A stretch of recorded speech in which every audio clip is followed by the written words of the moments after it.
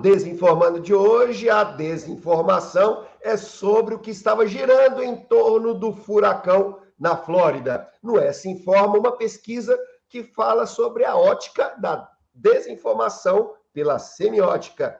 E no fake onde, afinal de contas, é melhor a gente ficar num lugar onde um raio já caiu? Segue aí.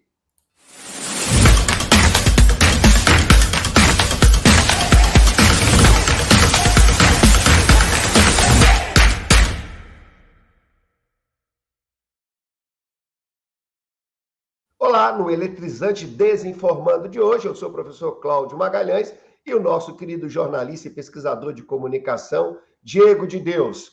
Olha, aproveita que você está aí, curte, encaminha isso para as pessoas que precisam entender sobre desinformação, ou seja, todo mundo, né? Aproveita, se registra e se você quiser ver os episódios anteriores, está tudo aí na nossa plataforma Democracia da Desinformação. Sem perda de tempo, Diegão, toca aí a ruim da semana.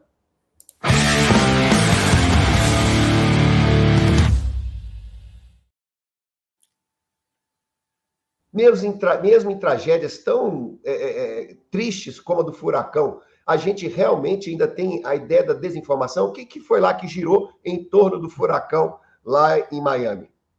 Pois é, professor, uma ótima semana para você e para todos que nos acompanham. Pois é, né? Um caso bastante parecido, inclusive, com a tragédia das chuvas que caíram no Rio Grande do Sul no meio do ano, por exemplo, né? Quando a gente está falando de crise climática e desinformação, que tem sido, inclusive, uma preocupação de várias pesquisas que têm sido feitas, por exemplo, na Europa, uma preocupação muito grande voltada a isso. E com o furacão Milton não foi diferente. Na última semana, uma série de informações, principalmente descontextualizadas, circularam em várias plataformas no Brasil, relacionando imagens de outras tragédias climáticas que não relacionadas com o furacão Milton, mas muitas vezes foram compiladas, colocadas em um vídeo e compartilhadas justamente para elevar ainda mais o pânico das pessoas com relação àquilo que vem acontecendo na Flórida, né? Mesmo havendo essa distância, a gente viu que houve uma repercussão midiática muito grande em torno desse fato que ocorreu na semana passada e que, claro, gerou bastante preocupação em toda a comunidade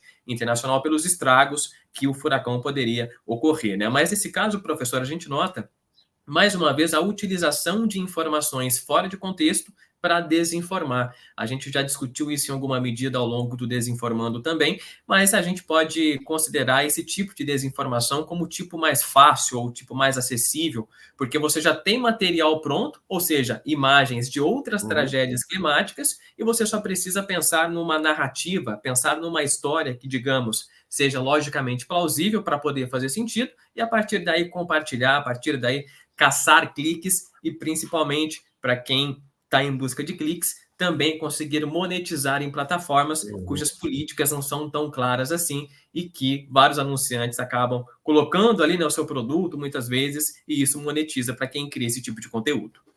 Vamos reforçar isso, Diego. Então, você está dizendo que essas desinformações, ela não tem o objetivo apenas de causar um novo pânico, ampliar um novo pânico. Claro, tem isso também. Mas, na sua opinião, a grande parte desse tipo de desinformação é para monetizar. Justamente porque a gente tem essa distância geográfica, por assim dizer, do fato em si, né? O furacão que estava acontecendo nos Estados Unidos. Portanto, não tem uma proximidade direta com relação à nossa própria realidade. E muitos desses conteúdos que foram compartilhados na última semana são conteúdos com legenda em português. Ou seja, não foi desinformação que nasceu lá nos Estados Unidos, lá no contexto onde a coisa estava acontecendo realmente. Eram desinformações criadas e compartilhadas aqui no Brasil por usuários brasileiros. E geralmente com um linkzinho, né, para você clicar, para você ver ali a imagem completa, para você ter supostamente acesso à notícia completa para poder ter mais informações. E no final das contas, a única coisa que estava sendo computada, por assim dizer, era justamente a quantidade de cliques que muitas vezes esses sites buscam angariar justamente atrás de monetização. Pode ser também fontes para a disseminação de vírus? Também, né, muitas vezes esse tipo de mecanismo, né, esse tipo de estratégia acaba sendo acionada também para esse fim malicioso, por assim dizer, para conseguir, inclusive, ter informações para conseguir monetizar ainda mais, muitas vezes, né? Quando a gente está falando, por exemplo, de vários crimes cibernéticos, essa é uma lógica muitas vezes acionadas também nesse contexto, porque você acaba, em alguma medida, mexendo com a emoção da pessoa, né? Despertando a curiosidade da pessoa para a pessoa fazer aquilo que quem criou está atrás, né? Abre a guarda e abre também o seu computador, o seu celular, os seus equipamentos para disseminação de vírus, não é? Justamente, né? Você acaba atiçando essa emoção e, a partir disso, fazendo com que a pessoa faça aquilo que foi inicialmente previsto para que ela fizesse, né? Em outros termos, a pessoa realmente cai nessa armadilha. Vamos lá no próximo quadro para a gente entender o que a ciência tem para falar sobre isso?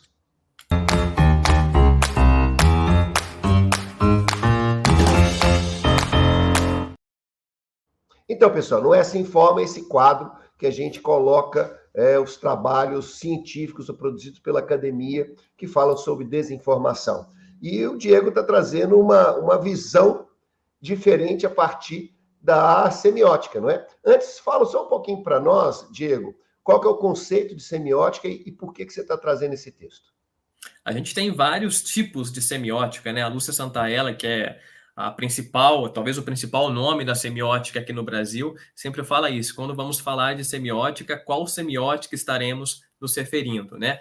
Aqui, no caso, a gente está falando da semiótica do Peirce, né? Que foi um filósofo, um lógico estadunidense do século passado, que contribuiu não somente para a área da comunicação, que nem era a área de formação dele, mas também para várias outras áreas do conhecimento. A gente tem também, por exemplo, a semiótica discursiva, que é a semiótica que está mais voltada para a linguagem, né? O pessoal das ciências linguísticas acaba usando bastante, acionando autores como Greimas, entre outros, Landowski também, que é um outro autor bastante utilizado por essa corrente. Mas quando a gente está falando da semiótica persiana, a gente está falando do estudo do signo. E o que é signo, por assim dizer? O tipo É de tudo semiótica aquilo... que a gente, para o leigo, assim, bom, ótica é uma visão, né? Uma visão sobre no sentido de simbologias, de ícones, de coisas que representam, mais ou menos isso, né? E Justamente. o Peirce vai falar mais sobre isso, é isso? Exatamente, precisamente, professor, porque semiótica é a ciência dos signos e da linguagem. O que é signo e linguagem? Tudo aquilo que possui representação. Essa representação pode ser tanto material, quando a gente está falando, por exemplo, de um celular, de um mouse e assim por diante, quanto a representação simbólica na nossa mente. Então, nossos pensamentos, a própria linguagem, quer dizer, ela não existe materialmente falando, mas ela existe na nossa fala, ela existe na nossa escrita e assim por diante. E nesse conceito, nesse texto que os autores da Universidade de São Paulo, da USP, trazem nesse texto, é interessante porque eles buscam discutir o conceito de desinformação dentro do âmbito da semiótica e, mais precisamente, dentro do âmbito da comunicação.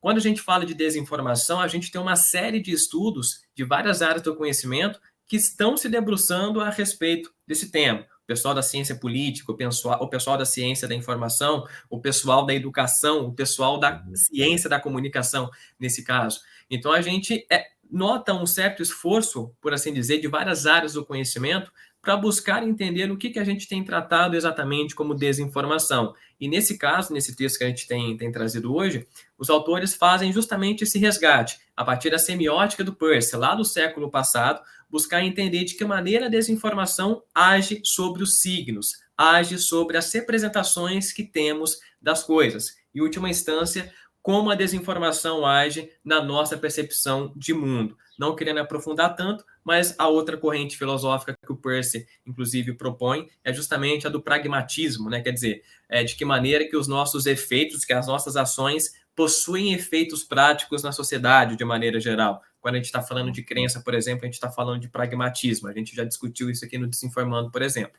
Mas é um texto interessante porque busca abordar a desinformação dentro de um escopo. Esse escopo é a comunicação e dentro da comunicação eles ainda puxam a semiótica para tentar precisar ainda mais esse conceito tão difundido hoje em dia, né? Porque mais ou menos assim, se eu entendi bem o que você me falou, como tudo é signo, né? A palavra é um signo, né? Mesmo que a gente olhe para um cachorro, a própria palavra cachorro é um signo, né? Não é? A gente não olha para aquele bicho e fala que ele é um asteroide, né?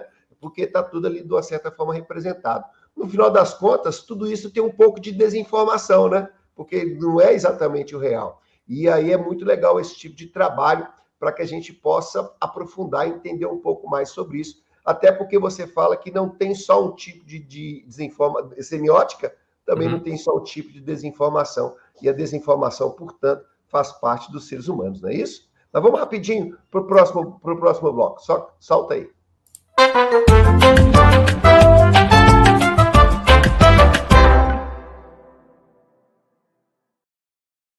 Diegão, é um assunto eletrizante. Né? Você já ouviu falar que a gente pode ficar tranquilo que um raio não cai no mesmo lugar, né?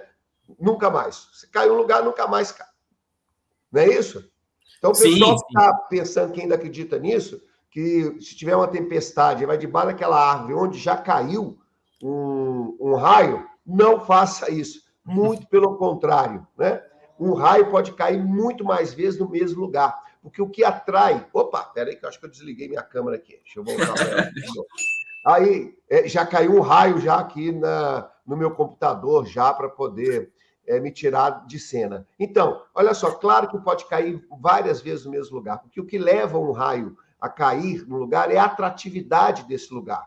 Tem a ver com o solo, tem a ver com os metais, por exemplo, as antenas também são lugares altos. E aí, portanto, se caiu num lugar, obviamente, ele pode ter todas as condições de cair de novo. É mais provável, inclusive, que ele caia no mesmo lugar do que em outros lugares, porque a atratividade permanece lá. Inclusive, tem uma outra fake news nisso, que a história fala, não, mas se você tiver com sola de borracha, você está salvo. Como assim, né, gente? Porque se um raio que vem lá de cima, com a força de raio, você acha que um centímetrozinho de borracha vai te proteger? Forma nenhuma que isso vai acontecer, tá? Então, preste atenção na tempestade, não vai nesse esquema não, senão você pode ficar eletrizado com o resultado. Solta o próximo aí, vamos para o nosso final.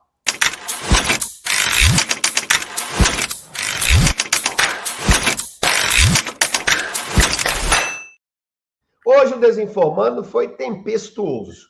E aí, Diego, o que você pode me dizer sobre isso tudo que a gente falou, dicas para a gente ficar esperto quanto à desinformação? Inclusive, partindo da sua fala relacionada ao texto, né, que a gente trouxe aqui hoje. Quando a gente está falando de representações, realmente, né, professor, a gente está falando de representações que estão limitadas à nossa percepção. E isso é uma limitação do próprio signo, né? O Peirce vai dizer que existe existe precisamente uma limitação ontológica do signo, traduzindo isso, ontológica no sentido de existir. Portanto, existe uma limitação na nossa percepção sobre as coisas que realmente existem. Porque a gente não consegue perceber tudo, né? Justamente. Uma percepção que temos são várias outras que deixamos de ter, né? E a percepção de um mesmo objeto, de um mesmo signo, nesse caso, que eu tenho, não vai ser a mesma, por exemplo, que você vai ter. Porque nós temos vivências diferentes, nós temos referências distintas, é o que ele chama de experiência colateral, né? O que resulta na nossa percepção do signo em si. Então, quando a gente fala de desinformação, isso em alguma medida nos ajuda, porque isso nos faz, por assim dizer, desconfiar de tudo, ter essa noção de que a nossa percepção é limitada às nossas próprias crenças, mas do outro lado também pode assustar a princípio, porque a gente perde a referência, né? E perder a referência nem sempre é algo confortável para a nossa mente, não é natural para a natureza humana, né? O humano sempre está tentando se apegar a crenças que vai nos trazer conforto, né? É muito melhor a gente ficar no conforto. Não só crença também, né, Diego? Mas essas referências que você falou. Quando penso cachorro, né? Eu já imagino essa figura, embora cada um de nós vai pensar um cachorro diferente, né? A gente também tem a ideia de que a gente precisa dessas referências para a gente se guiar, não é? Isso para ter essa bússola, por assim dizer, né? E a gente não ficar totalmente sem norte, desbussolado, por assim dizer, né? E o seu convite já que também é da nossa natureza ser desconfiado sobre as simbologias, a gente continuar trazer um pouco mais essa característica para as notícias que a gente recebe, não é? Justamente, né? E despertar, de novo, aquela premissa da literacia midiática, essa criticidade, que, de novo, não pode ser confundida com uma desconfiança generalizada, porque essa desconfiança ajuda na alimentação, mas uma criticidade a respeito daquilo que nós presenciamos enquanto informação, enquanto mídia, enquanto mundo, enquanto sociedade, né, professor? E aí vocês viram, inclusive, a participação canina que foi chamado para a nossa conversa aqui também, e, obviamente, ele se manifestou de forma simbólica. Falando em simbologia, fica aqui os textos para você acompanhar, e na semana que vem a gente volta. Um abraço. Esse aí, pessoal, até a próxima.